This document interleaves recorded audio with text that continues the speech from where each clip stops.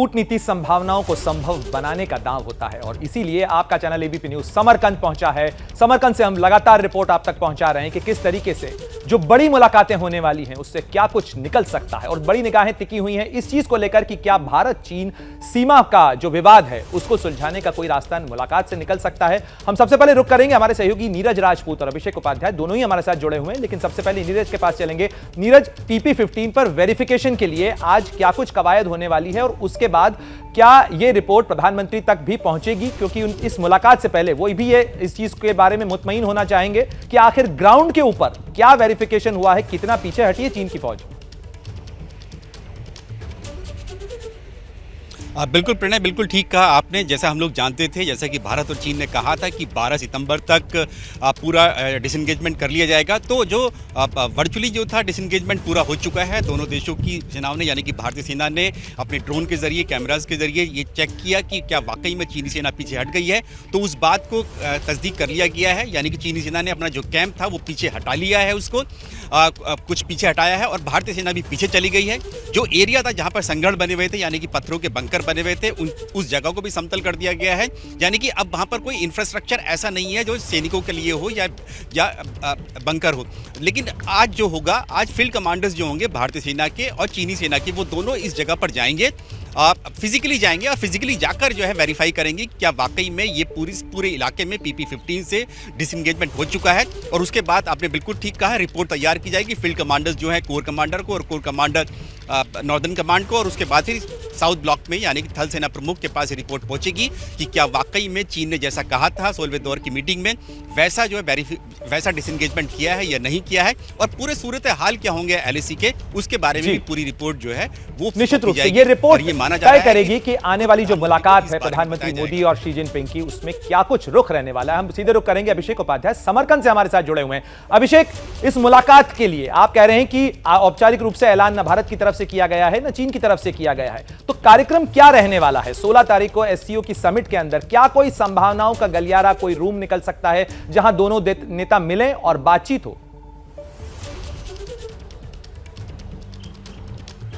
Pranay, SCO summit के अलावा द्विपक्षीय वार्ताएं इसमें हो रही हैं। अलग अलग देशों के नेता एक दूसरे से मिल रहे हैं।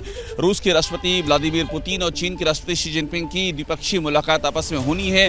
उज्बेकिस्तान के जो राष्ट्रपति उनकी PM मोदी से मुलाकात होनी है। PM मोदी की और रूस के राष्ट्रपति पुतिन की मुलाकात होनी है। तो इस तरह की द्विपक्षीय बातचीत हो रही है। लेकिन सबसे बड़ी देखने वाली बात यह है कि क्या भारत के प्रधानमंत्री और चीन के राष्ट्रपति के बीच में कोई द्विपक्षीय बातचीत होती है कि नहीं, इसी पर सबकी निगाहें टिकी हुई हैं।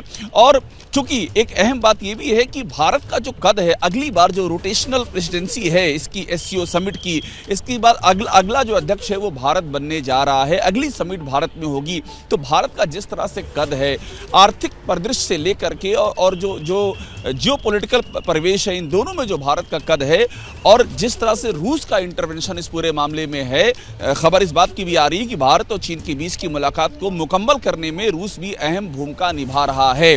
तो ऐसे में इसी पर निगाहें हैं कि मुलाकात फाइनली होती है कि नहीं। संभावनाएं ज्यादा जताई जा रही हैं कि मुलाकात हो जाएगी, जो यहां से संकेत मिल रहे हैं। और एक जो बात हम लगातार कह रहे हैं कि जो लद्दाख सीमा पर जहां पर आपस में विवाद है, क्या वहां पर समझौते की कोई सूरत बनेगी इस मीटिंग के बाद आने वाले वक्त में। और दूसरा जो बड़ा पहलू है वो ये है कि एक जो वैश्विक पूरा ब्लॉक बन रहा है जिसमें कि रूस एक अहम साझेदार है, और रूस यूक्रेन लड़ाई के बाद के परिवेश में क्या वहां पर भारत, चीन और रूस ये मिलकर के आर्थिक लेवल पर वैश्विक आर्थिक की कोई ऐसी साझेदारी कर सकते हैं जिसका कि असर लद्दाख में भारत और चीन के रिश्तों पर भी पड़े। एक ऐसा ग्लोबल मैकेनिज्म यहां पर तैयार हो जाए, आपसी सहमति का, आपसी समझौते का, जो कि सीमा विवाद की कड़वाहट को कुछ नरम कर सके और चीन को पीछे हटने पर मजबूर कर सके।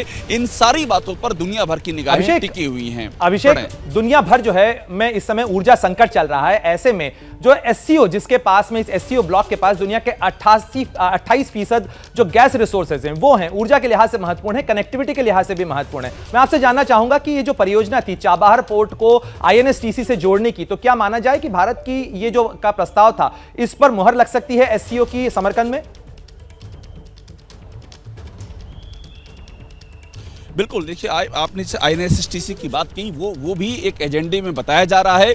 नॉर्थ से साउथ को जो जोड़ने का कनेक्टिविटी का सवाल है, और चाबार पोर्ट का जो काम है वहां पर भी वो काम प्रगति में, चूंकि ईरान इस बार, यही मैंने ईरान का जिक्र इसीलिए किया कि ईरान का शामिल होना वो कई पर्सपेक्टिव से बहुत ही ज़्यादा महत्वपूर्ण है। चाबार पोर्ट पे लगातार बात चल रही है, वहाँ पर जो उसकी कंप्लीशन की स्टेज है, उस कंप्लीशन की स्टेज पर किस तरह से काम आगे बढ़ेगा, उसमें आगे के स्टेक्स क्या होंगे, ये सारी चीज़ें हैं जो यहाँ पर ऐसा माना जा रहा है कि यहाँ पर बातचीत के दायरे में आएंगी। नॉर्थ से साउथ को की कनेक्टिविटी वो भी एक बड़ा इशू रहेगा। साथ में जो आपने गैस की बात की, हम अभी इस उज़्बेकिस्तान में हैं, उज़्बेकिस्तान से लेकर के सेंट्रल एशिया की अगर हम बात कर लें तो यहाँ पर जिस तरह से ऑयल और गैस की सप्लाई है, उसका भी एक बड़ा सिरा है जो कि जुड़ता है इन तमाम देशों से जो इसमें हिस्सा ले रहे हैं। तो ये सारी बातें, और अफगानिस्तान का इशू भी है, उस पर भी ध्यान देना चाहिए। अफगानिस्तान एक बड़ा इशू है, क्योंकि अफगानिस्तान ये इन सभी देशों के पड़ोस में है, और भारत और पाकिस्तान के बीच जो रिश्ते हैं उसमें भी अफगानिस्तान एक अहम पहलू निभाता है। तो वो भी, अफगानिस्तान भी एक अहम मुद्दा रहने की उम्मीद जताई जा रही है। प्रणय, निश्चित रूप से अभिषेक, जिस तरीके से आप बता रहे हैं, नीरज जिस तरीके से आपने भी जानकारी, शुक्रिया आप दोनों का। लेकिन SCO की समरकंद में होने वाली बैठक जियोपॉलिटिक्स यानी जो भौगोलिक रणनीति है उसके बहुत सारे पहलुओं को तय करेगी। क्या मजबूरी है मेरी, बताइए।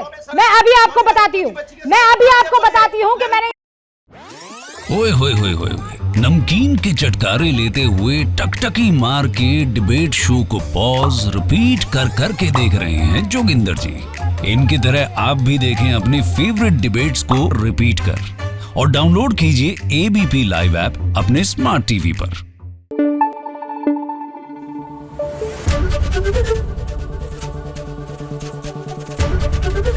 ABP न्यूज आपको रखे आगे।